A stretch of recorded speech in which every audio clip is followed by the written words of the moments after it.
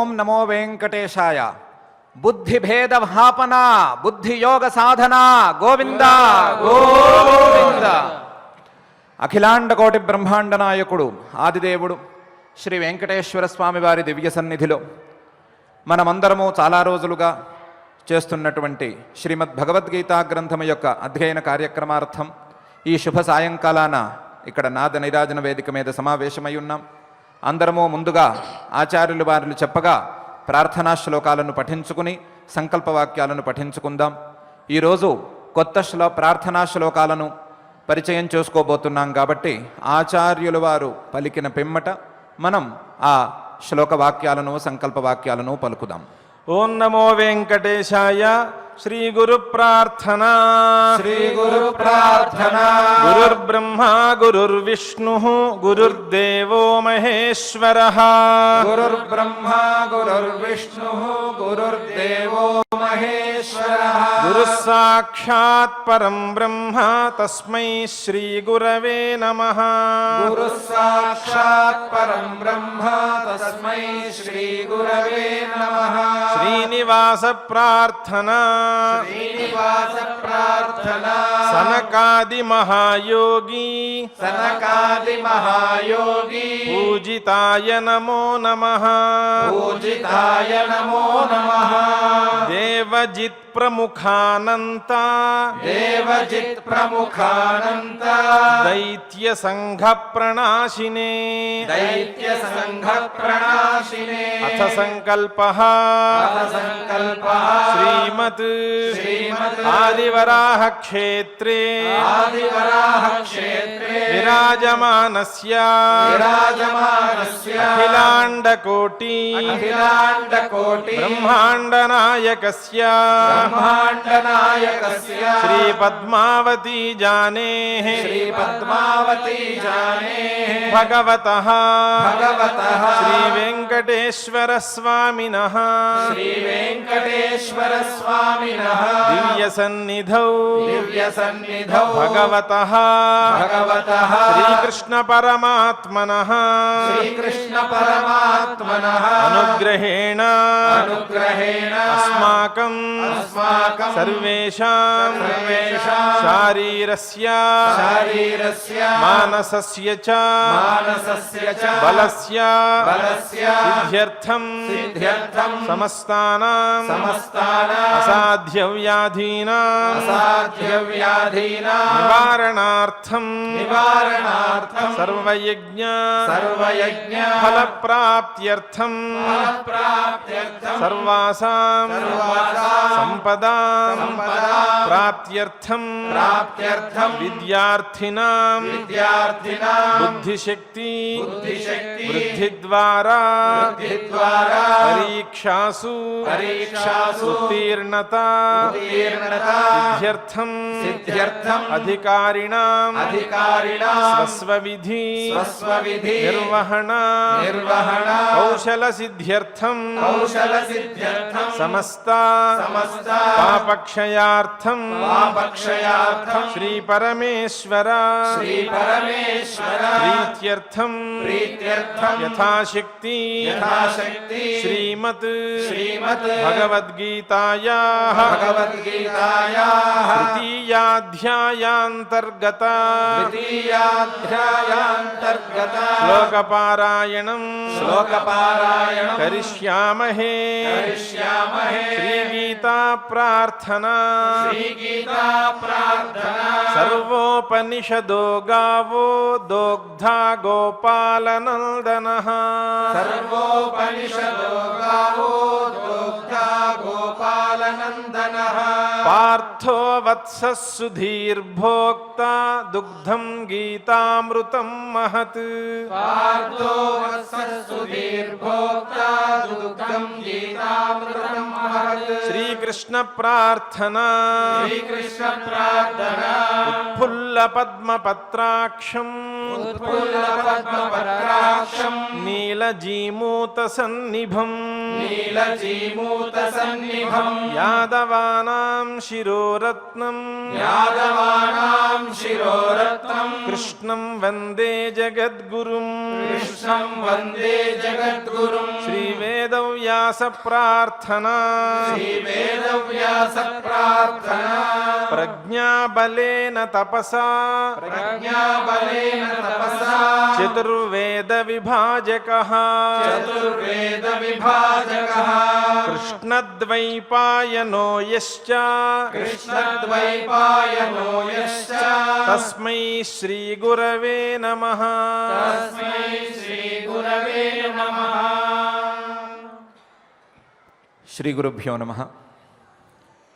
శ్రీకృష్ణ పరమాత్మ నిన్నటి రోజున మనందరికీ శ్రేష్ఠులైన వారు సవ్యమైన దారిలో నడుచుకుంటూ ఉండాలి, వారిని చూసి సాధారణ ప్రజానీకం ప్రేరణను పొందాలి, ఆ ప్రేరణగా ఈ లోకంలో సర్వశ్రేష్ఠుడైనటువంటి నేనే సాధారణ ప్రజానీకానికి అందుబాటులో, సాధారణ ప్రజల వలనే సాధారణ ప్రజలకు లాగానే నేను కూడా సత్కర్మాచరణ చేస్తూ అందరినీ ఆ మార్గంలో ప్రోత్సహిస్తూ ఉన్నాను. నా అంతటి వాడే ఇంత పని చేస్తూ ఉండగా సాధారణ శ్రేష్ఠులు, ఇతర జీవన్ముక్తులు లేదా సమాజంలో ఉండేటువంటి ఉన్నత స్థాయి ప్రజలు అందరూ కూడా సన్మార్గ ప్రవర్తనతో ఇతరులను ఆ సన్మార్గంలోకి ప్రోత్సహించాల్సిన అవసరం ఉన్నది అనే విషయాన్ని చాలా శ్రద్ధగా నొక్కి 3 శ్లోకాలలో చెప్పాడు. ఆ విషయాన్ని నిన్నటి రోజున మనం గ్రహించుకున్నాం. ఈరోజు దాని యొక్క ఫలితాన్ని, దాని యొక్క తీరుని పరమాత్మ విడమర్చి పై శ్లోకాలలో ఇలా చెప్తున్నాడు. సక్తాః కర్మణ్య విద్వాంసః యథా కుర్వంతి భారత కుర్యాద్విద్వాన్ తథా అసక్తః చికీరుషుర్లోక సంగ్రహం అని ఆ శ్లోకాలలో మొదటి శ్లోకం. లోకంలో సాధకులను 2 రకాలుగా విభాగం చేసుకోవచ్చు, లేదా ప్రజలనే 2 రకాలుగా విభాగం చేసుకోవచ్చు. బాగా తెలిసిన వారు అని ఒక విభాగం, తెలుసుకోవలసిన వారు అని మరొక విభాగం. బాగా తెలిసిన వారు ఏ విధంగా ప్రవర్తించాలి అంటే సక్తాః కర్మణ్య విద్వాంసః యథా కుర్వంతి భారత కుర్యాద్విద్వాన్ తథా అసక్తః అనే విధంగా ప్రవర్తించాలి. ఏమిటి అంటే బాగా తెలిసిన వారు, తెలుసుకోవలసిన వారు, సామాన్య సాధకులు ఏ సత్కర్మాచరణ చేస్తే ముందుకు వస్తారో, ఏ సత్కర్మాచరణ చేస్తే అభ్యున్నతిని పొందుతారో ఆ రకమైన సత్కర్మాచరణను బాగా తెలిసిన వారు, తత్వజ్ఞానం కూడా కలిగిన వాళ్ళు శ్రద్ధగా ఆచరించి చూపించాలి. ఎలా ఆచరించి చూపించాలి అంటే తను ఏమాత్రం అక్కడ కర్తృత్వాభిమానం లేకుండా ఉండి, తను ఏమాత్రం అక్కడ కర్తృత్వం వలన వచ్చినటువంటి ఫలాన్ని పొందే అపేక్ష లేకుండా ఉండి, సామాన్య సాధకులను మాత్రం ఈ సత్కర్మాచరణ చేసినట్లయితే మీకు సర్వోత్తమమైనటువంటి ఫలితం లభిస్తుంది అని తన చర్యల ద్వారా ప్రోత్సహిస్తూ ఉండాలి. సాధారణంగా ఉండేటువంటి ప్రజానీకం కానీ, తత్వజ్ఞానాన్ని పొందవలసినటువంటి ప్రజానీకం కానీ, సాధకుల స్థాయికి కూడా చేరుకోవలసినటువంటి ప్రజానీకం కానీ ఏ రకంగా వారి వారి కర్మాచరణలను చేసుకుంటూ ఉంటారు అంటే ఈ కర్మాచరణ ద్వారా అది చిన్న పని కావచ్చు, పెద్ద పని కావచ్చు, లౌకికమైనటువంటి కర్మాచరణ కావచ్చు, లేదా ధార్మికమైనటువంటి సత్కర్మాచరణ కావచ్చు, ఏ రకమైనటువంటి కర్మాచరణ అయినా సరే ఈ కర్మాచరణ వలన నాకు ఏదో ఒక ఫలితం దక్కాలి. నేను ఈ సత్కర్మాచరణను చేస్తున్నాను కాబట్టి నాకు ఫలితం దక్కాలి, చేసిన వాడికే ఫలం దక్కాలి అనే అభిప్రాయంతో చేస్తూ ఉంటారు. సక్తాః కర్మణి అవిద్వాంసః యథా కుర్వంతి, వారు ఏ విధంగా చేస్తూ ఉంటారో, వారు ఏ విధంగా చేస్తూ ఉంటారు? ఈ అభిప్రాయంతో, నాకు ఫలితం రావాలి అనే ఉద్దేశ్యంతో శ్రద్ధగా చేస్తూ ఉంటారు. ఈ ప్రోత్సహించేటువంటి తెలివైనవాడు లేదా తెలిసినవాడు లేదా తత్వజ్ఞాని ఏ విధంగా నడుచుకోవాలి అంటే, కుర్యాద్ విద్వాన్, అదేవిధంగా ఆ తెలుసుకోవలసిన వారు అవిద్వాంసులు ఏ విధంగా వారి వారి కర్మలను శ్రద్ధగా చేస్తారో అదేవిధంగా ఇతను కూడా శ్రద్ధగా చేసి వారికి చూపించాలి. చేసేటప్పుడు జాగ్రత్త మాత్రం వహించుకోవాలి. అసక్త, తను మాత్రం అక్కడ ఈ కర్మకు నేను కర్తను, ఈ సత్కర్మాచరణం ద్వారా నాకు ఫలితం రావాలి అనే లంపటంలోకి దిగకూడదు. కుర్యాద్ విద్వాన్ తథా అసక్త. మరి ఫలితం లేకపోతే తత్వజ్ఞాని ఈ కర్మను ఎందుకు చేయాలి, ఈ సత్కర్మాచరణను ఎందుకు చేసి చూపించాలి అంటే, చికీర్షు లోక సంగ్రహం. సాధారణ ప్రజానీకానికి, సాధకుల స్థాయికి చేరవలసిన వారికి, సాధకుల స్థాయికి చేరినా సరే సాధనలో ఉన్నత స్థాయిని పొందటానికి ప్రయత్నం చేస్తున్న వారికి దారి చూపించటం కోసం ఈ రకంగా చేయాలి. వారి యొక్క దారి తప్పుడు దారి కాకుండా కాపాడుకోవటం కోసం, వారి దారి తప్పుడు దారి అయిపోయి వారు పూర్తిగా కింద పడిపోయేటువంటి ప్రమాదాన్ని నివారించుకోవటం కోసం లోక సంగ్రహం చికీర్షు, అందరినీ ఉద్ధరించటం కోసం ఈ రకమైనటువంటి ప్రయత్నం తత్వజ్ఞాని అయినా సరే చేయవలసిందే అని పరమాత్మ స్పష్టంగా నిర్దేశం చేస్తున్నాడు. సక్తాః కర్మణి అవిద్వాంసః యథా కుర్వంతి భారత, కుర్యాద్ విద్వాన్ తథా అసక్తః చికీర్షు లోక సంగ్రహం అని. ఈ శ్లోకంలో పరమాత్మ ఒక ఉపదేశం, ఒక హెచ్చరిక రెండిటినీ జాగ్రత్తగా ఉంచుతున్నాడు. మీకు తత్వజ్ఞానం కలిగింది కదా అనే ఉద్దేశంతో మీరు మిగతా సాధకులను ఏమాత్రం అశ్రద్ధ చేయటానికి వీలు లేదు. మీరు కష్టపడి సాధించుకున్నటువంటి తత్వజ్ఞానాన్ని ఇతరులు కూడా అందుకునేట్లుగా మీరు కొంచెం సహకరించాలి. ఆ సహకరించే క్రమంలో మీరు మళ్ళీ కిందకి దిగజారకూడదు. సహకరించే క్రమం ఏమిటి అంటే, శ్రద్ధగా సత్కర్మాచరణ చేస్తూ కనిపించటం.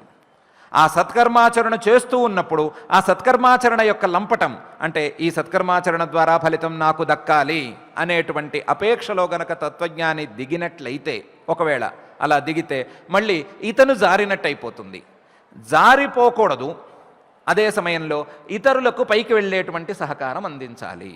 సహకారం అందించాలి అనేది సూచన, నువ్వు జారిపోకూడదు అనేది హెచ్చరిక. ఈ ఆసక్తి లేదా కర్మఫలాసంగం అని పరమాత్మ దేన్నైతే చెప్పుకుంటూ వస్తున్నాడో అది జారుడు బండలాంటి వ్యవహారం. అది జారటం మొదలు పెడితే ఎంత దూరమైనా ఎంత కిందకైనా దిగజారి చేస్తుంది. అటువంటి దిగజారే పనులు నువ్వు చేసుకోవద్దు, ఇతరులకు సహాయం మాత్రం చేస్తూ ఉండు అని పరమాత్మ స్పష్టంగా నిర్దేశం చేశాడు. అయితే తత్వజ్ఞానం కలిగిన తరువాత పరిస్థితి ఏంటి అనే విషయాన్ని పరమాత్మ ఇంతకుముందే చెప్పాడు కదా. నైవ తస్య కృతేన అర్థః నా కృతేనేహ కశ్చన నచాస్య సర్వభూతేషు కశ్చిదర్థవ్యపాశ్రయ అని చెప్పాడు కదా. ఈ ప్రపంచంతో సంబంధం లేకుండా ఉంటాడు ఆ తత్వజ్ఞాని అని ఇంతకుముందే చెప్పుకున్నాడు కదా పరమాత్మే. మరి ప్రపంచంతో సంబంధం లేని తత్వజ్ఞానికి ప్రపంచంలో ఉన్న వాళ్ళని, సాధారణ సాధకులను ఉద్ధరించవలసిన అవసరం ఏముంది? ఆ ఉద్ధరించటాన్ని ఎలా కర్తవ్యంగా నిర్దేశించగలడు? పరమాత్మ అయినా సరే దీన్ని కర్తవ్యంగా ఎలా నిర్దేశించగలడు అని ఒక సందేహం రావచ్చు. దానికి పెద్దలు ఏం సమాధానం చెప్తారంటే, ఇది నిజమైన మాటే.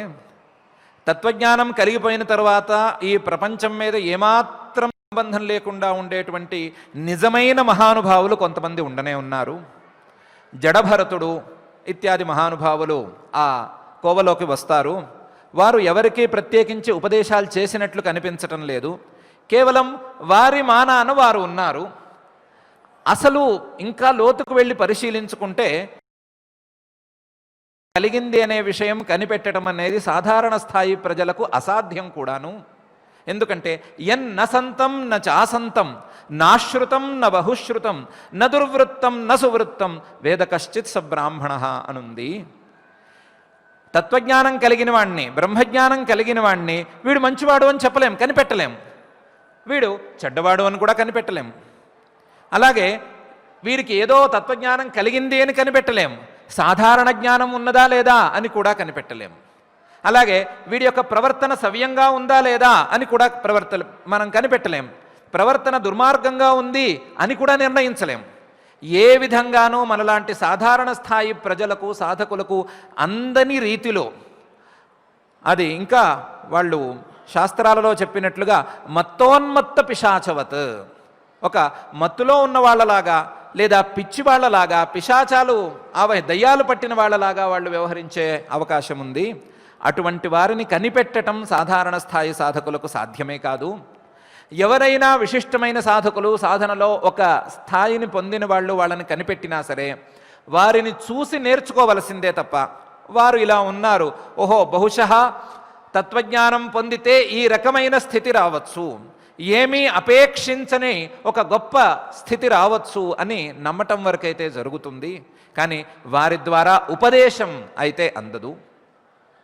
కానీ కొంతమంది సిద్ధులు మాత్రం ఈ కోవలోకి కాకుండా, నేను చాలా కష్టపడి కింద నుంచి, కింద స్థాయి నుండి పైకి వచ్చాను కదా, ఇలా కింద స్థాయి నుండి పైకి వచ్చిన నేను కింద స్థాయిలో ఉన్న వాళ్ళకి కాస్తైనా సహకారం చేస్తే బాగుంటుంది కదా, నాలాగా ఇతరులు కూడా దీనివల్ల లాభం పొందుతారు కదా, అందువలన వాళ్ళు లాభం పొందేలాగా నేను ఏమైనా చేయవలసిందే, వాళ్ళు లాభం పొందే విధానాలను ఏదో దాన్ని వెతుక్కోవలసిందే అని కొంతమంది సిద్ధులు భావిస్తూ ఉంటారు. ఇవి వారి వారి అభిప్రాయాలకు చెందిన వ్యవహారాలు. ఇంతేకాకుండా పరమాత్మ యొక్క వ్యవస్థలో కూడా ఇవి భాగాలు. అలాంటి వారి కోవలోకి మనకు తెలిసినటువంటి శ్రీశుకుడు, అంటే భాగవతాన్ని ఉపదేశం చేసినటువంటి శ్రీశుకుల వారు, ఇలాంటి మహానుభావులు కొంతమంది వస్తారు. వారు తత్వజ్ఞానాన్ని పరిపూర్ణంగా సాధించినప్పటికీ తత్వజ్ఞానాన్ని సాధించవలసినటువంటి సాధారణ స్థాయి సాధకులకు జాగ్రత్తగా ఉపదేశం చేసి, ఏ విధంగా చేస్తే, ఏ రకంగా మెట్లుగా చేసుకుని పైకి ఎదిగితే పూర్తిగా మనం సాధించవలసిన లక్ష్యాన్ని చేరుకోగలం అనే విషయాన్ని వివరంగా విస్తరిస్తూ ఉంటారు. అలాంటి వారిని మనం ఆదర్శంగా తీసుకుని సాధనలో ఏమాత్రం పెద్ద స్థాయికి వచ్చినా సరే, సాధనలో ఇతరుల కంటే ఒక మెట్టు పెద్ద స్థాయిలో ఉన్నా సరే, మనకంటే కింద స్థాయి సాధకులకు ఎంతో కొంత ఉపకారం చేసేటువంటి ఉత్తమమైన గతిని పొంది ఉండాలి. ఆ ఉత్తమమైనటువంటి విధానాన్ని సాధారణ స్థాయి శ్రేష్ఠులు, ఉత్తమ శ్రేష్ఠులు కూడా తప్పకుండా ఆచరించి తీరవలసిందే అని పరమాత్మ ఇక్కడ మనకు సూచన చేస్తున్నాడు అని ఆ పెద్దలు చెప్తూ ఉంటారు. దానికి ఉదాహరణగా ఇది కూడా చెప్తారు. పెద్ద సముద్రంలో ఈదగలిగిన వాళ్ళు కొంతమంది, సముద్రాన్ని ఈది దాటగలిగిన వాళ్ళు కొంతమంది, దాటి అవతల వైపు తీరానికి చేరగలిగిన వాళ్ళు కొంతమంది, సముద్రాన్ని ఈదే సామర్థ్యమే లేని వాళ్ళు, యువతల వైపు వాళ్ళు ఉన్నవాళ్ళు కొంతమంది, సముద్రం ఈదగలిగిన సామర్థ్యం ఉన్నవాళ్ళు సముద్రాన్ని ఈదేసి అవతల వైపుకు వెళ్ళిపోయారు అని అనుకుంటే అవతల వైపు ఏముంది, దాన్ని ఈదటం ఎలా అని యువతల వైపు ఉన్న వాళ్ళకి చెప్పేది ఎవరు? లేదా ఒక పెద్ద అమృత సముద్రం, ఆ అమృత సముద్రంలో నిండా మునిగిపోయి ఉన్నారు కొంతమంది మహానుభావులు. వారు నిండా మునిగిపోతే వారు అందులోనే వాళ్ళ యొక్క ఆనందాన్ని అనుభవిస్తూ ఉంటే, ఆ అమృత సముద్రం యొక్క ఆనందాన్ని గురించి బయట ఉండేటువంటి సాధారణ ప్రజలకు తెలియచెప్పేది ఎవరు? కాబట్టి కొంతమంది ఉండాలి, వారికి జీవన్ముక్తులోనే ప్రస్తుతానికి పేరు పెట్టుకుందాం. వారు ఒక్కసారి అమృత సముద్రంలోకి వెళ్ళి, లేదా ఆ సముద్రాన్ని దాటి అవతల వైపు తీరాన్ని చూసి, అవతల వైపు తీరం ఇలా ఉంటుంది, దీన్ని దాటే విధానం ఇది, ఇంత దమ్ముగా ఈదాలి, మధ్యలో ఎక్కడా ఆగకూడదు, ఈ మార్గంలో ఈదాలి, ఈ మార్గంలో ఈదితే అక్కడ జలచరాలు ఉండవు, మొసళ్ళు ఉండవు, లేదా తిమింగలాలు ఉండవు అనేటువంటి విధానాన్ని జాగ్రత్తగా కనిపెట్టి మళ్ళీ ఒక్కసారి వెనక్కొచ్చి సాధారణ ప్రజానీకానికి, యువతల ఒడ్డులో ఉండేటువంటి సామాన్య ప్రజలకు కూడా కొద్దిగా ఈతను కొద్దిగా నేర్పి వాళ్ళు ఆ సముద్రాన్ని దాటడంలో సహాయం చేయాలి. ఇలా చేయటం అనేది కొంతమంది యొక్క స్వభావం. ఆ స్వభావాన్ని పరమాత్మ జాగ్రత్తగా రక్షించుకోమంటున్నాడు. రక్షించుకునేటప్పుడు ఏమాత్రం తప్పులకు అవకాశం ఇవ్వకుండా, యువతలకు వచ్చినవాడు యువతలే ఉండిపోకుండా, మహా అమృత సముద్రంలో మునగవలసిన వాడు బయటికి వచ్చి బయటే ముగిలిపోకుండా జాగ్రత్తగా నువ్వు మళ్ళీ వెళ్ళే దారిని కూడా చూసుకోవలసిందే. అంతే తప్ప నువ్వు ఇరుక్కోకూడదు, ఇతరులకు సహాయం చేయకుండా ఉండకూడదు అని పరమాత్మ తత్వజ్ఞానులకు జీవన్ముక్తులకు ఒక చిన్న ఉపదేశం, హెచ్చరిక రెండూ చేస్తున్నాడు. ఈ ఉపదేశం కేవలం తత్వజ్ఞానానికి, ఆ తత్వజ్ఞానం పొందినటువంటి జీవన్ముక్తులకి మాత్రమే పరిమితం కాదు, సాధారణ స్థాయి ప్రజలకు ఒకంత సాధనలో, అంటే లౌకికమైనటువంటి సాధనలో మనకు ఏదో ఒక సంపద కానీ లేకపోతే ఒక అధికారం కానీ మనకు లభించినప్పుడు ఇతరులకు కూడా ఆ స్థితిగతులను అందించేటువంటి సహాయం చేయమనే ఒక రకమైన సూచన ఇందులో దాగి ఉంది అని మనం శ్రద్ధగా గమనించుకోవచ్చు. ఎంతో కొంత మనలాంటి సాధారణ సాధకుల మీద సిద్ధుల వారికి ఎంతో కొంత దయ అనేది ఉండి తీరాలి. ఆ దయతో వారు ఇతరులకు సహాయం చేసి తీరాలి అని పరమాత్మ సూచనను కూడా మనం ఈ శ్లోకంలోంచి అర్థం చేసుకోవచ్చు. ఆ అర్థం చేసుకునే విధానంలో హెచ్చరికను మాత్రం దృష్టిలో పెట్టుకోవాలి. ఇతరులను దాటించేటప్పుడు మనం మునిగిపోయేటువంటి ప్రమాదాన్ని కొని తెచ్చుకోకరాదు. ఎందుకంటే ఈత రాని వాళ్ళని నదుల్లో రక్షించే వాళ్ళకి వచ్చే ప్రధానమైన ప్రమాదం ఈత రాని వాళ్ళు ఈత వచ్చిన వాళ్ళని ముంచేయటం. ఈత రాని వాళ్ళకి భయంగా ఉంటుంది. ఆ భయంలో భాగంగా వాళ్ళు ఆ ఈత వచ్చిన వాళ్ళ కాళ్ళు చేతులు గట్టిగా పట్టేసుకుని వాళ్ళని తొక్కి వీళ్ళేదో బయటికి రావాలి అని ప్రయత్నం చేస్తూ ఉంటారు. ఆ ఈత రాని వాడిని రక్షించడానికి వెళ్ళినటువంటి ఈత వచ్చిన వాడు మునిగిపోతూ ఉంటాడు, ఈత రానివాడు మాత్రం సేఫ్గానే ఉంటాడు. ఇది అప్పుడప్పుడు జరిగేటువంటి ప్రమాదం. ఈ ప్రమాదాన్ని మనం సాధారణ సాధనలోనూ, లౌకికమైన సాధనలోనూ, లేకపోతే ఆధ్యాత్మికమైన సాధనలోనూ కొని తెచ్చుకోకూడదు. మనం మునిగిపోకూడదు ఎట్టి పరిస్థితుల్లోనూ. ఇతరులను తేల్చేటువంటి ప్రయత్నం చేస్తూ ఉండాలి. ఆ ప్రయత్నాన్ని జాగ్రత్తగా, తెలివిగా మనం సాధించుకోవాలి అనే సూచనను పరమాత్మ ఈ శ్లోకంలో ఇస్తున్నాడు. సక్తాః కర్మణ్య విద్వాంసః యథా కుర్వంతి భారత కుర్యాద్ విద్వాన్ తథా అసక్తః చికీర్షుర్లోక సంగ్రహం. లోక సంగ్రహం తప్ప మరి ఒక కారణం ఈ ప్రయత్నంలో ఉండరాదు అని.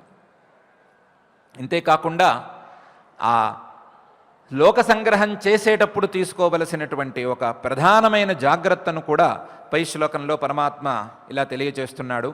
న బుద్ధిభేదం జనయేత్ అజ్ఞానాం కర్మసంగినాం జోషయేత్ సర్వకర్మాణి విద్వాన్ యుక్త సమాచరన్ అని. సాధారణమైనటువంటి ప్రజానీకం, సాధారణమైనటువంటి సాధకులు, సామాన్య స్థాయి సాధకులు సత్కర్మాచరణ చేసుకోవాలనే ప్రయత్నంలో ఉంటారు.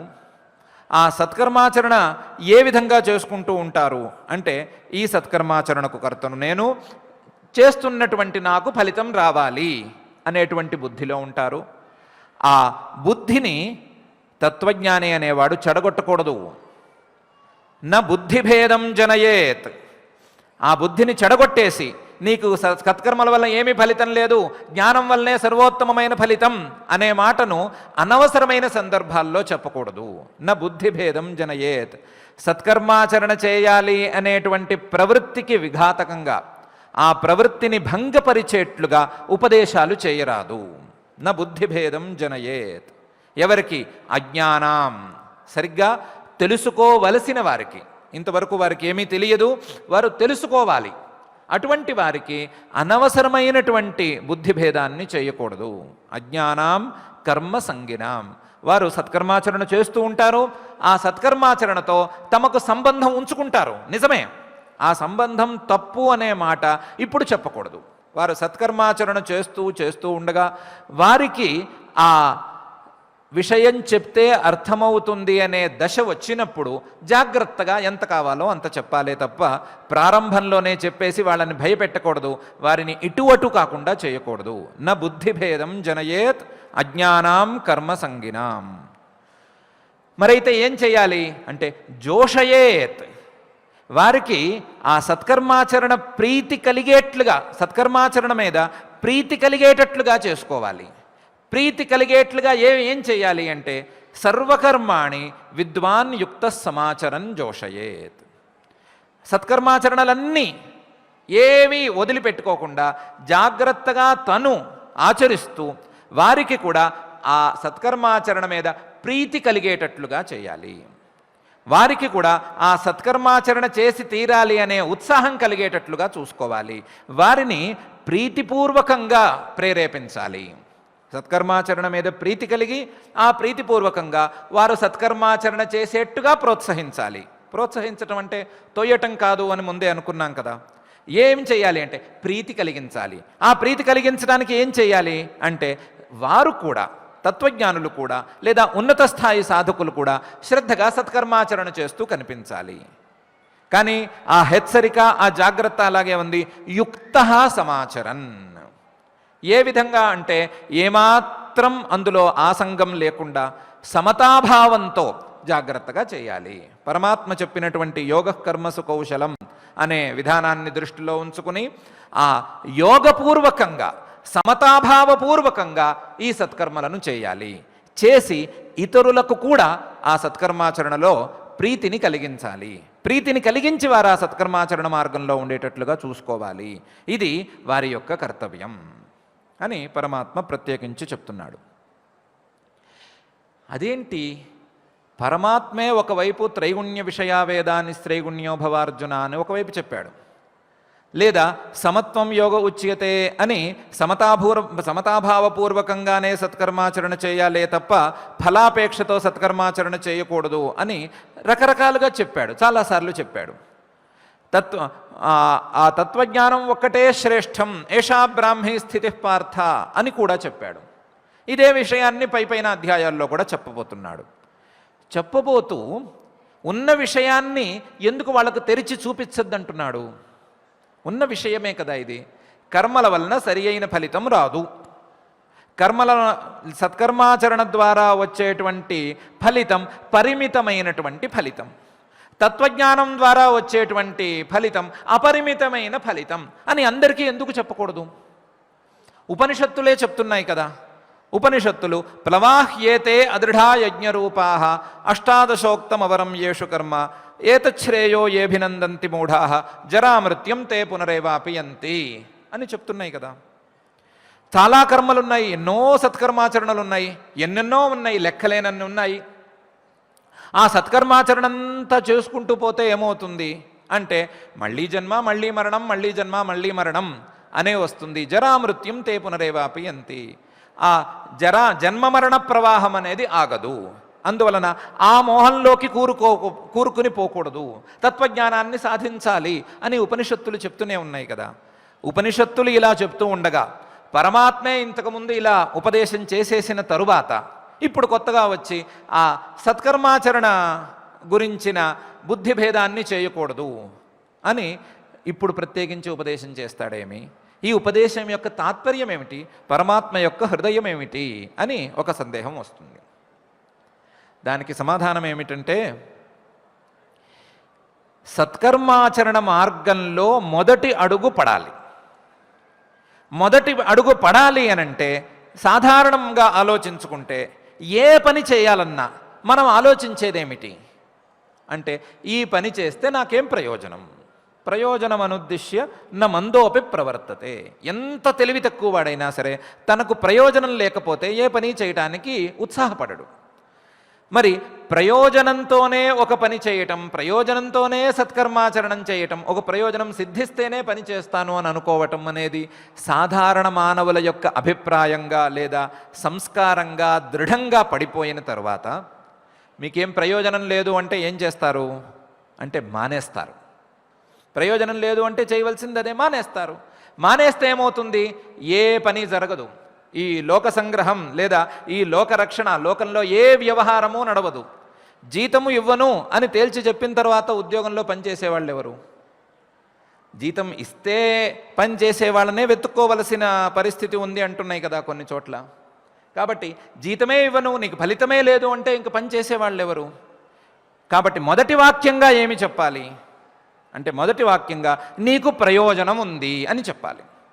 ప్రయోజనం ఉంది అని చెప్పిన తర్వాత వాడికి సత్కర్మాచరణ అలవాటు అయిపోయిన తర్వాత సత్కర్మాచరణ ద్వారా మనస్సు ఎంతో కొంత శుద్ధపడిన తర్వాత నువ్వు సత్కర్మాచరణ ఎందుకు చేస్తున్నావు అని ఒక్కసారి ఆలోచించుకోమని చెప్పాలి. సత్కర్మాచరణ ఎందుకు చేస్తున్నాను అంటే ప్రయోజనం కోసం చేస్తున్నాను అని సదరు వ్యక్తి సమాధానం ఇస్తాడు. ప్రయోజనం అంటే ఏమనుకుంటున్నావు? తాత్కాలిక ప్రయోజనం కావాలా, శాశ్వతమైన ప్రయోజనం కావాలా అని అడగాలి. ప్రతి వాళ్ళు ఇచ్చే సమాధానం శాశ్వతమైన ప్రయోజనం కావాలి అని. శాశ్వతమైన ప్రయోజనం కావాలి అంటే ఇంకో మహోన్నతమైన మార్గం ఉంది అని మాట చెప్పాలి. ఆ మహోన్నతమైన మార్గం ఏమిటి? జ్ఞాన మార్గం. మరి ఆ జ్ఞాన మార్గంలోకి ఎలా పయనించాలి అంటే నువ్వు చేస్తున్నటువంటి సత్కర్మాచరణలనే జాగ్రత్తగా సమతాభావపూర్వకంగా చేసినట్లయితే ఆ జ్ఞాన మార్గంలో మొదటి అడుగు పడుతుంది అని చెప్పాలి. చెప్పి పైన ఏమి సాధించాలో చెప్పాలి. ఇది దీనికి ఒక వరస. ఈ వరసను కాకుండా మధ్యలో ఎక్కడైనా కట్ చేస్తే, బ్రేక్ చేస్తే, అంటే సత్కర్మాచరణ చేసినందువల్ల ఉపయోగం ఏం లేదు, తత్వజ్ఞానం వల్లనే ఉపయోగం అనే మాట ఒక్కసారి సాధారణ మానవుడికి అనేస్తే, వాడికి అర్థం కాని విషయం గురించి మనం ముందే హింట్ ఇచ్చేస్తే ఈ సత్కర్మాచరణను వదిలేస్తాడు. ఆ జ్ఞాన మార్గంలో మాత్రం ఏమాత్రం ప్రవేశం రాదు. ఇది సామాన్యంగా మనకు తెలిసినటువంటి విద్యలన్నిటిలోనూ మనం అనుసరించే విధానమే. మొదలు అక్షరాలు దిద్దించి కదా మిగతా ఏమైనా చెప్పాలి. అక్షరాలే రాని వాడికి అసలు విద్య అంటే ఏంటి, ఎంఏలో ఏమి సిలబస్ ఉంటుంది, లేదా పిహెచ్డిలో ఏ విధంగా మెథడాలజీ ఉంటుంది అనే విషయాన్ని మనం బాగా చెప్పేస్తే అక్షరాలు రాని వాడికి ఏం తెలుసుకుంటాడు, ఏమి సాధిస్తాడు? నాకు ఈ అక్షరాలు వద్దు, పిహెచ్డి కావాలి అని ఏడుస్తూ కూర్చుంటే పిల్లవాడు, వాడికి పిహెచ్డి అనే దాన్ని ఎక్కడి నుంచి తీసుకొచ్చిస్తాము? ఇవ్వలేం కదా. అలాగే సాధారణ స్థాయి ప్రజలకు సాధారణమైనటువంటి సత్కర్మాచరణను అలవాటు చేయలేకపోతే ఆ సాధారణ స్థాయి సాధకులు ఎప్పటికీ పై స్థాయిని అందుకోలేరు అని పరమాత్మ స్పష్టంగా పేర్కొంటున్నాడు. అలా పేర్కొని జోషయేత్ సర్వకర్మాణి విద్వాన్ యుక్త సమాచరన్ అని, ఆ జోషయేత్ వారికి ప్రీతి కలిగేట్లుగా తను ఆచరించి చూపించాలి అని స్పష్టంగా చెప్తున్నాడు. దీనికి ఉదాహరణగా మనం శ్రీరామచంద్రుడిని స్పష్టంగా తీసుకోవచ్చు. రాముడి గురించి మనకు రామాయణంలో తెలిసినది ఒక ఎత్తైతే తెలుసుకోవలసినది చాలా ఎక్కువగానే ఉంది. రాముడి యొక్క వివాహానికి ముందు విశ్వామిత్ర మహర్షి గారు వచ్చిన సందర్భంలో ఆయనకు కొన్ని సందేహాలు వచ్చినాయి. ఆ సందేహాలన్నీ తత్వజ్ఞానం కలగాలి అనే ప్రయత్నం చేస్తున్నటువంటి ఉత్తమ సాధకుడికి కలిగేటువంటి సందేహాలు. ఆ సందేహాలను భరించలేక ఈ శ్రీరామచంద్రుడు ఏమీ చేయలేని నిష్క్రియ స్థితికి చేరిపోయాడు.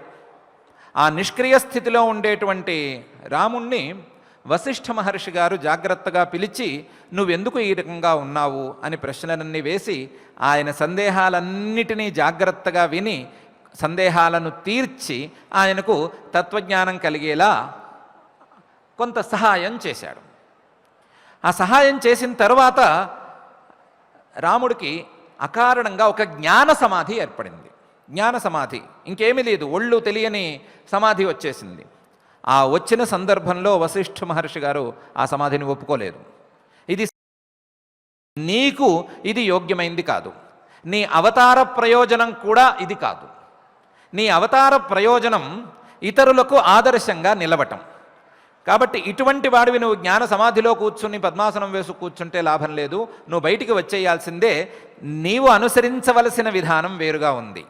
అంటే నిరంతరం తత్వజ్ఞానంలో మునిగి ఉండటం, తత్వజ్ఞానంలో మునిగి ఉన్నా సరే లౌకికమైన వ్యవహారాలను లౌకికమైన సామాన్య సాధువులు ఎలా చేస్తారో అలా చేసి చూపించటం, ఇతరులకు ఆదర్శంగా నిలవటం, అవసరమైన వారికి యోగ్యులైన వారికి ఉపదేశం చేయటం, ఇది నీ యొక్క అవతార లక్ష్యం.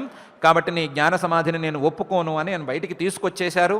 తీసుకువచ్చి ఆయనకు నిజమైన జ్ఞాన నిష్ఠను అందేట్లు చూసుకుని అందిన తరువాత రామచంద్ర ప్రభువుకి విశ్వామిత్రుడి ద్వారా అక్కడికి మిథిలా నగరానికి పయనం, సీతా వివాహం ఇవన్నీ జరిగిన తరువాత ఆయన ఏమేం చేశారు అని క్రమంగా ఆయన కూడా మానిటర్ చేస్తూ వచ్చారు. వశిష్ఠ మహర్షి గారు కూడా మనందరికీ కూడా రామచంద్రుడు చేసినటువంటి విషయాలలో ఉండేటువంటి పై ధర్మాలు, పై వ్యవహారాలు తెలిసినప్పటికీ లోతులో ఆ మనస్సులో ఏమేమి ఉంది, మనస్సులో ఏమి ఉండి ఆయన పైనకి ఏ ఏ విధంగా ప్రవర్తించాడు అనే విషయాన్ని రామాయణంలో స్పష్టంగా పేర్కొనలేదు. అక్కడక్కడ సూచనలను మాత్రమే చేశారు కాబట్టి మనం అంతే చూస్తున్నాము. కానీ పద్మపురాణంలోనూ యోగవాసిష్ఠంలోనూ కొన్ని గ్రంథాలలో ఆ రామచంద్రుల వారి యొక్క వ్యవహార శైలి ఏమిటి, లోపల ఏ రకమైన తత్వజ్ఞాన నిష్ఠతో ఉన్నాడు, పైకి ఏ విధంగా ఆయన సాధారణ మానవుల్లాగా వ్యవహరిస్తున్నాడు, ఇంకా వేదాంత పరిభాషలో చెప్పుకోవాలంటే సాధారణ మానవుల్లాగా నటిస్తున్నాడు అనే విషయాన్ని స్పష్టంగా చెప్పారు.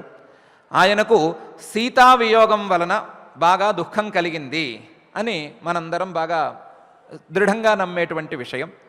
అయితే పద్మపురాణంలో విచిత్రమైన గాథ. అమ్మవారు పరమేశ్వరుడు కైలాసంలో ఉన్నారు. కింద రామచంద్రుడు సీతావియోగంతో చాలా బాధపడుతున్నాడు. ఆ బాధపడటం చూసినటువంటి అమ్మవారు పరమేశ్వరుణ్ణి అడిగింది, నీవు నిరంతరం రామనామం జపిస్తూ ఉంటావు, రాముడే పరమాత్మ పరబ్రహ్మ అని మా అందరికీ చెప్తూ ఉంటావు, నీ పరమాత్మ పరబ్రహ్మ అక్కడ భార్యావియోగం జరిగిందని బాధపడుతున్నాడు, అటువంటి వాణ్ణి పరమాత్మ పరబ్రహ్మ అని మాకెలా నువ్వు ఉపదేశం చేస్తావు అని అడిగింది. అడిగితే పరమేశ్వరుడు చెప్పాడు, కావాలంటే నువ్వే వెళ్ళి పరీక్షించుకో, నేను చెప్పిన దానిలో ఏమీ సందేహం లేదు అని. ఆవిడ కిందకు వచ్చింది. కిందకు వచ్చి సీతలాగా వేషం వేసుకుని, సీతామ్మవారిలాగానే ఆవిడ కూడా ఉండి ఒక చెట్టు కింద కూర్చుని ఏడుస్తూ ఉంది. రామచంద్రుడు అటువైపుగా వచ్చాడు. ఏడుస్తూనే ఉన్నాడు ఆయన. ఏడుస్తూనే ఈ సీతామ్మవారి వేషంలో ఉండేటువంటి అమ్మవారిని చూసి, అమ్మా సీత ఇటువైపైనా వచ్చిందా, నువ్వేమన్నా చూసావా అని అడిగి పైకి వెళ్ళిపోయాడు. అమ్మవారు గమనించింది, ఆయన మనస్సులో అఖండమైన ఆనందం నిండి ఉంది, పైకి మాత్రం ఏడుస్తున్నట్టుగా ఉన్నాడు, బాధపడుతున్నట్లుగా ఉన్నాడు. ఏమాత్రం లోపల తొణుకు బెణుకు లేదు, ఏమీ సందేహం లేదు. ఈ భార్యా వియోగం వలన వచ్చేటువంటి బాధ దుఃఖం మనస్సులో కనిపించటం లేదు. అఖండానందంలో నిండి ఉన్నాడు. పైకి మాత్రం ఏదో బాగుందా బాగాలేదా, ఎలా ఉంది సీత, ఎలా ఉంది, యత్వన్నేత్ర సమాన కాంతి సలిలే మగ్నంతదిందేవరం మేఘైరంతరిత ప్రియే తవ ముఖఛాయానుకారీ శశి ఏపి త్వద్గమనానుసారిగతయస్తైరాజహంసాగతా త్వత్సాదృశ్య వినోదమాత్రమపి మే దైవైన నక్షమ్యతే అని విరహ శ్లోకాలు పాడుతూ ఉన్నాడు. లోపల మాత్రం ఏమీ ఆ వేదన లేదు, ఏమీ లేదు, అఖండమైనటువంటి ఆనందంలో మునిగి ఉన్నాడు. ఓహో, ఇందువలననే పరమాత్మగా ఈయనని పరమేశ్వరుడు కీర్తిస్తున్నాడు, ఈ కారణం వల్లనే ఈయన రామచంద్ర పరబ్రహ్మ అని మనకు తెలుస్తున్నది అని అమ్మవారు కూడా అర్థం చేసుకుంది.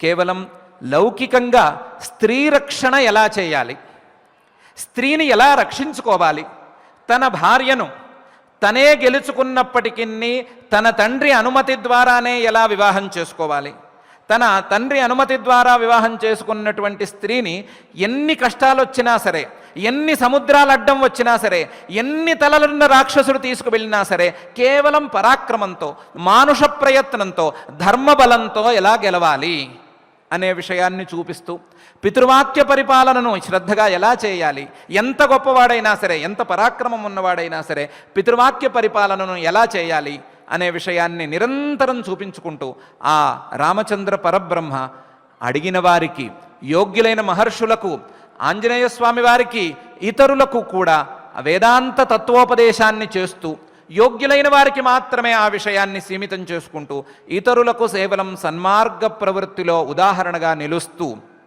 ఎలా లౌకికమైనటువంటి సాధువులకు ఉపకారం చేశాడో అదేవిధంగా ఇతరులు కూడా, ఇతర సాధువులు కూడా ఇతరులకు ఆదర్శంగా నిలిచి ఉపకారం చేయవలసిందే. ఆ ఆదర్శంగా నిలిచి ఉపకారం చేసే క్షణంలో ఏ దశలోనూ వారు తొట్టుపాటు పడకూడదు, వారు కిందకి జారే పరిస్థితి ఉండకూడదు.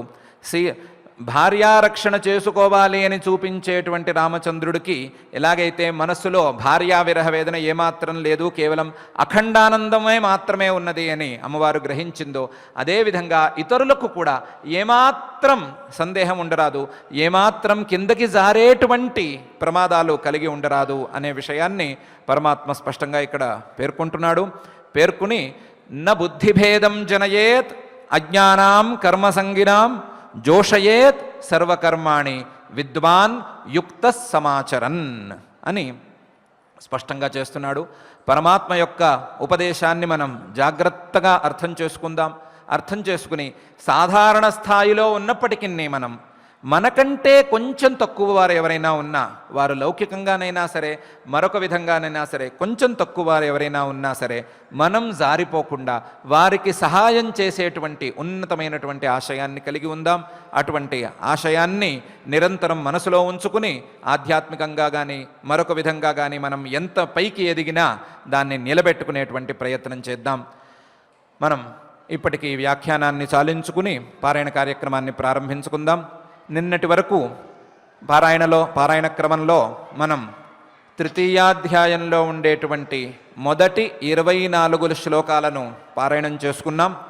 నిన్నటి రోజుతో ఆ 24 శ్లోకాల వ్యాఖ్యానం పూర్తయింది కాబట్టి మనం ఈరోజు 25వ శ్లోకం నుండి ఈ అధ్యాయం పూర్తయ్యే 43వ శ్లోకం వరకు ఈరోజు పారాయణం ప్రారంభించుకుందాం. ఆ పారాయణ ప్రారంభించుకునే క్రమంలో కొత్త శ్లోకాలు కాబట్టి ఆచార్యుల వారు పలికించిన విధానంతో ఎక్కడ కఠినాక్షరాలు వస్తాయి, ఎక్కడెక్కడ సులభంగా ఉంటుంది పలికే వారికి అని జాగ్రత్తగా వారు ఆలోచించి మనకు ఉపదేశం చేస్తారు. ఆ ఉపదేశం ప్రకారం వారు పలికిన మీదట మనం జాగ్రత్తగా ఆ అక్షరాలను ఆ వాక్యాలను శ్రద్ధగా పలుకుదాం. పారాయణ కార్యక్రమాన్ని ప్రారంభించుకుందాం. పారాయణ కార్యక్రమాన్ని ప్రారంభించుకోబోయే ముందు ఒక చిన్న సూచనను కూడా చేసుకుందాం. రేపటి రోజున ఒక విశేష కార్యక్రమం వలన మన భగవద్గీత కార్యక్రమం సాయంకాలం 4 గంటల నుండి ప్రారంభమవుతుంది. 4 గంటల నుండి 4:55 వరకు మన కార్యక్రమం సాగుతుంది. ఆ విషయాన్ని కూడా గమనించుకుందాం. శ్రద్ధగా పారాయణ కార్యక్రమాన్ని ప్రారంభించుకుందాం. అథ శ్రీమద్భగవద్గీతాసు ఉపనిషత్సు బ్రహ్మ విద్యాయాం యోగశాస్త్రే శ్రీకృష్ణార్జున సంవాదే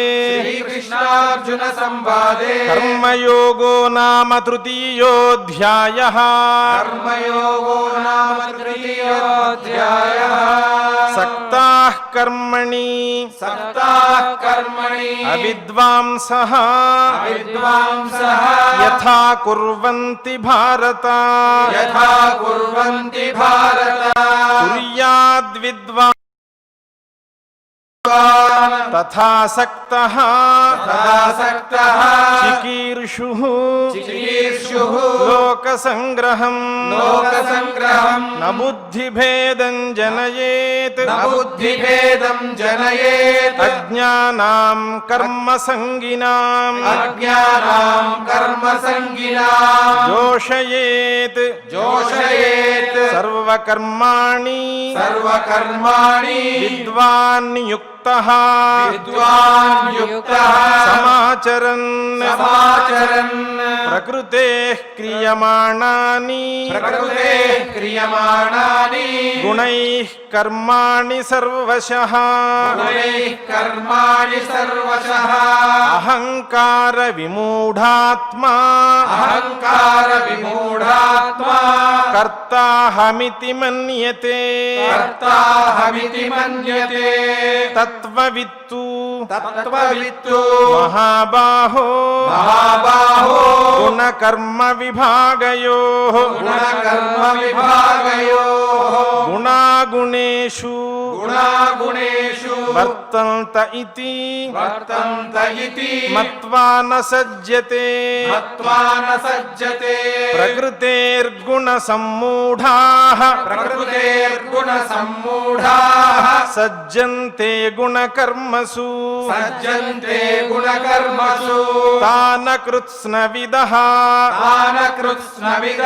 మందాని కృత్స్నవిత్ న విచాలయేత్ మయి సర్వాణి కర్మాణి సన్యస్య అధ్యాత్మచేతసా నిరాశీః నిర్మమో భూత్వా యుధ్యస్వ విగతజ్వరః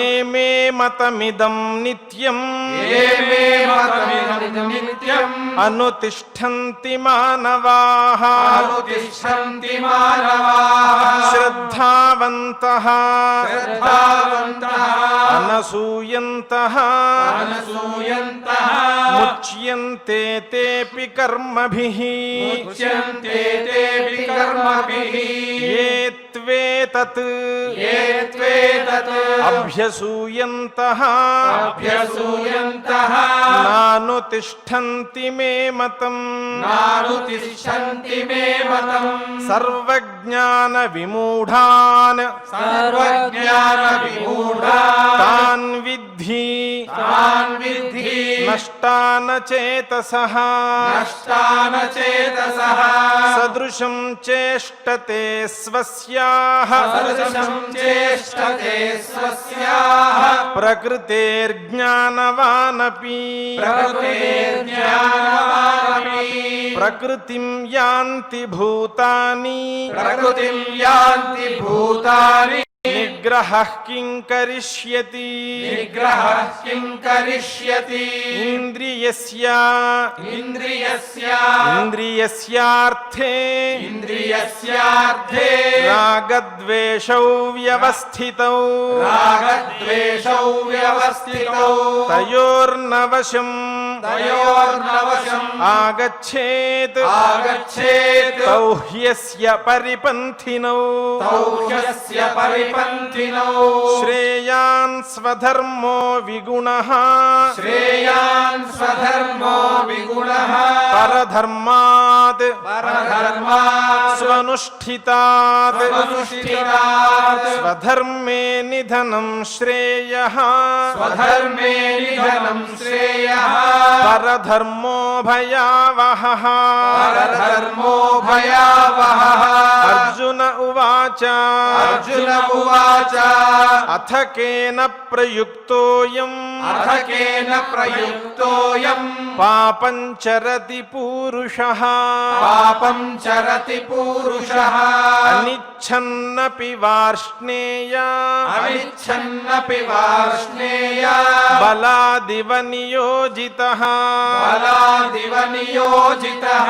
श्रीभगवानुवाच श्रीभगवानुवाच काम एष क्रोध एषः काम एष क्रोध एषः रजो गुणसमुद्भवः रजो गुणसमुद्भवः महाशनो महापाप्मा महाशनो महापाप्मा विद्येनमिह वैरिणम् विद्येनमिह वैरिणम् धूमेनाव्रियते वह्निः धूमेनाव्रियते वह्निः यथादर्शो मलेन च यथादर्शो मलेन च यथोल्बेनावृतो गर्भः यथोल्बेनावृतो गर्भः तथा तेनेदमावृतम् तथा तेनेदमावृतम् आवृतं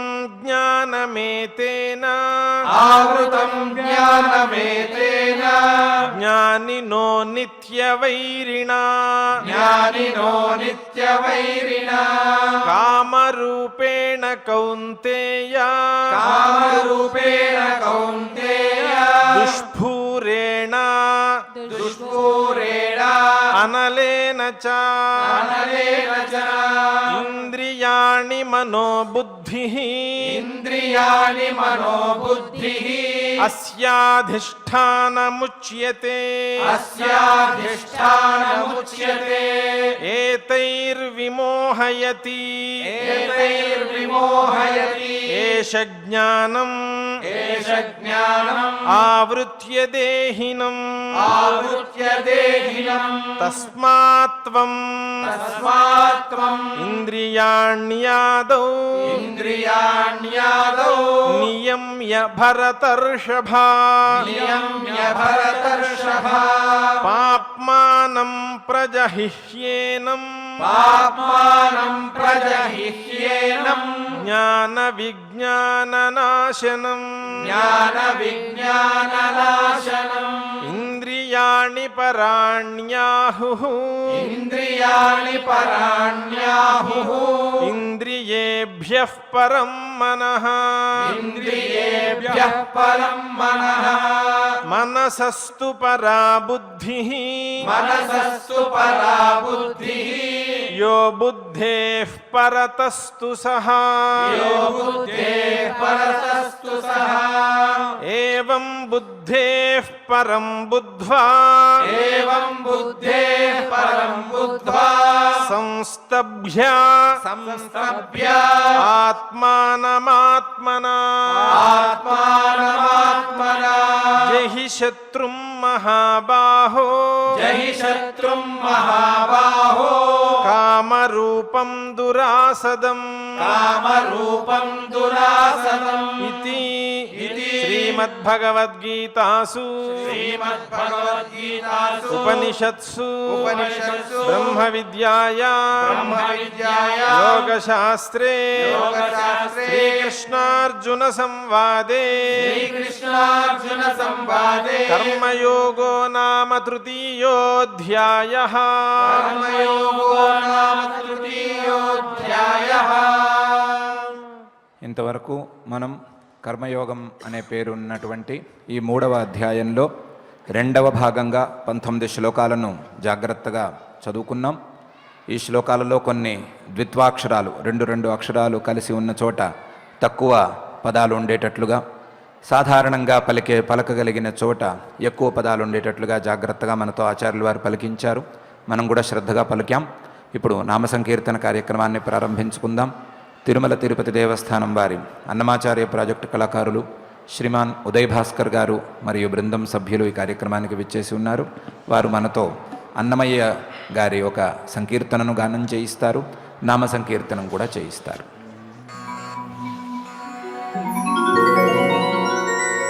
పిలువరే కృష్ణుని పేరుగొని ఇంతటాను,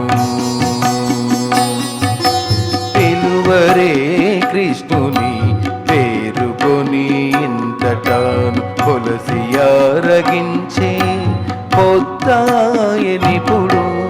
పిలువరే కృష్ణుని పేరుగొని ఇంతటాను, పొలసియారగించే పొద్దాయనిపుడు, పొద్దాయనిపుడు, పొద్దాయనిపుడు.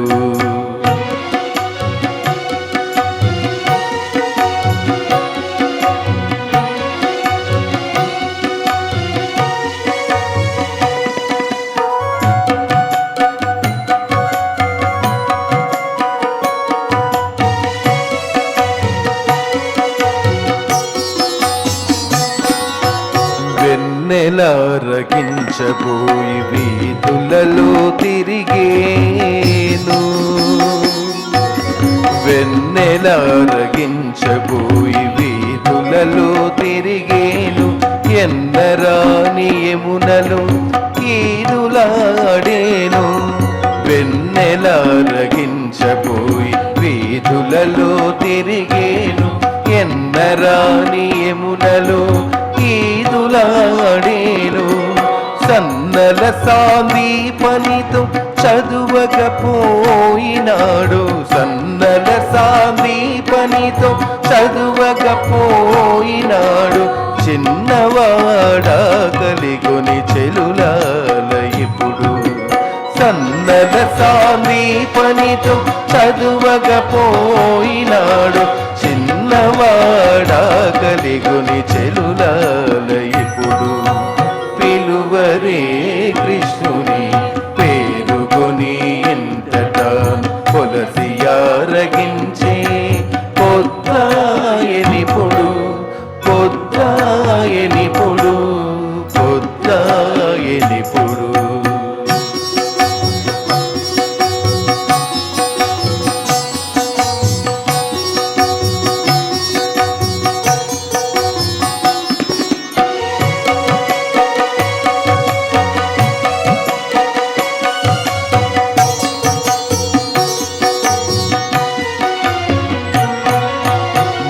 మగువల కాగిళ్ళ మరచి నిద్రించేను మగువల కాగిళ్ళ మరచి నిద్రించేను సొగిసి ఆవులగాచే చోటనున్నాడు మగువల కాగిళ్ళ మరచి నిద్రించేను సొగిసి ఆవులగాచే చోటనున్నాడు ఎగుబను ముట్లకెక్కి ఇంతులకు చిక్కినాడు ఎగువను ముట్లకెక్కి ఇంతులకు చిక్కినాడు సగము వేడి కూరలు చల్లనాయనిపుడు ఎగువను ముట్లకెక్కి ఇంతులకు చిక్కినాడు సగము వేడి కూరలు చల్లనాయనిపుడు పిలువరే కృష్ణుని పేరుకొని ఇంతటాను కొలసియారగించే పొద్దాయనిపుడు పొద్దాయనిపుడు పొద్దాయనిపుడు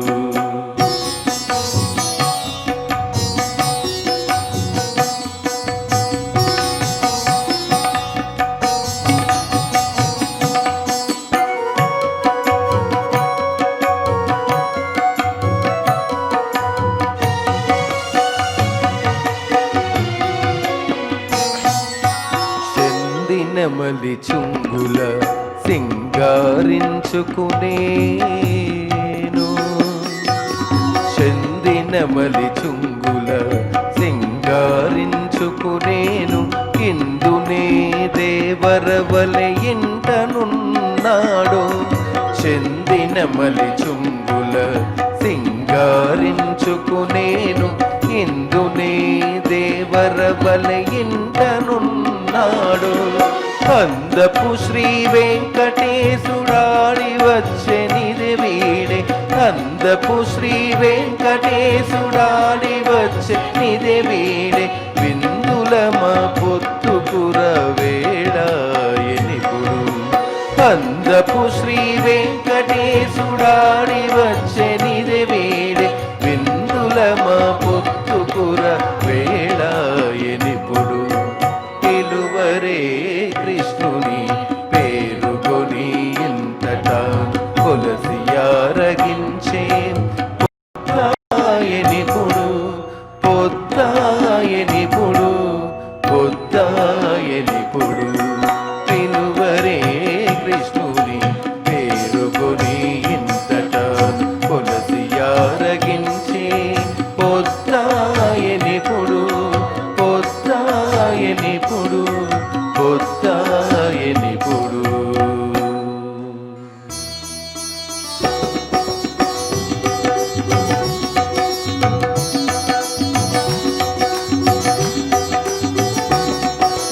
కృష్ణం వందే జగద్గురుం శ్రీకృష్ణం వందే జగద్గురుం కృష్ణం వందే జగద్గురుం శ్రీకృష్ణం వందే జగద్గురుం కృష్ణం వందే జగద్గురుం శ్రీకృష్ణం వందే జగద్గురుం కృష్ణం వందే జగద్గురుం శ్రీకృష్ణం వందే జగద్గురుం కృష్ణం వందే జగద్గురుం శ్రీకృష్ణం వందే జగద్గురుం కృష్ణం వందే జగద్గురుం శ్రీకృష్ణం వందే జగద్గురుం కృష్ణం వందే జగద్గురుం శ్రీకృష్ణం వందే జగద్గురుం కృష్ణం వందే జగద్గురుం శ్రీకృష్ణం వందే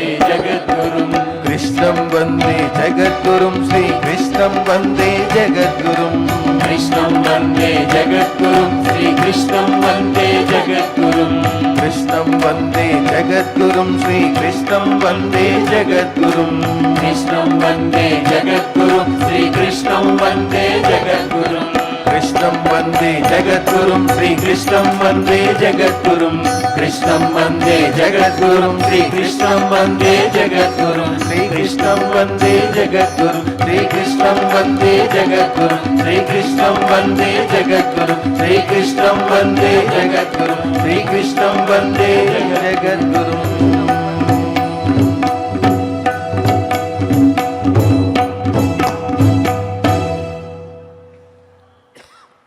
చక్కగా నామ సంకీర్తన కార్యక్రమం చేసుకున్నాం. ఇప్పుడు ఆచార్యుల వారితో కలిసి మంగళ శ్లోకాలను చదువుకుని ఈ కార్యక్రమాన్ని మంగళాంతంగా పూర్తి చేసుకుందాం. యత్ర యోగేశ్వరః కృష్ణో యత్ర పార్థో ధనుర్ధరః తత్ర శ్రీర్విజయో భూతిః ధ్రువా నీతిర్మతిర్మమ. అథ క్షమా ప్రార్థనా యదక్షరపదభ్రష్టం మాత్రాహీనం చ యద్భవేత్ తత్సర్వం క్షమ్యతాం దేవ నారాయణ నమోస్తుతే. అథ భగవత్సమర్పణం కాయేన వాచా మనసేంద్రియైర్వా బుద్ధ్యాత్మనా వా ప్రకృతే స్వభావాత్ కరోమి యద్యత్ సకలం పరస్మై నారాయణాయేతి సమర్పయామి.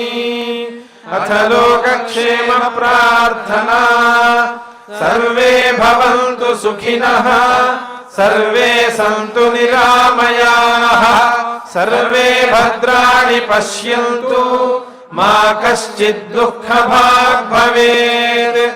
అథ మంగళం శ్రియః కాంతాయ కళ్యాణ నిధయే నిధయేర్థినాం శ్రీవేంకట నివాసాయ శ్రీనివాసాయ మంగళం.